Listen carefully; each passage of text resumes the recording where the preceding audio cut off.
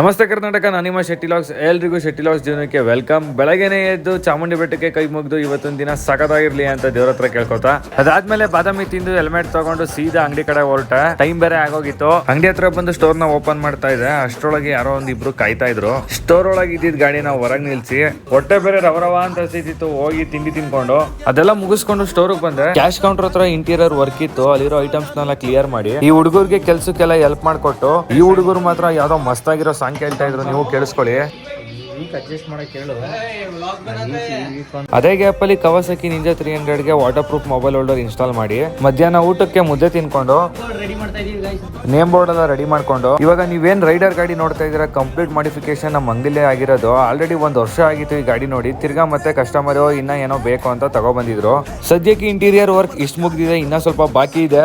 Store ನ close ಮಾಡ್ಕೊಂಡು ಸೀದಾ ಬಂದು ಫಲದ ತಿನ್ಕೊಂಡು ಇವತ್ತೊಂದು ದಿನ ಈ ತರ ಮುಗಿಸಿದ್ವಿ.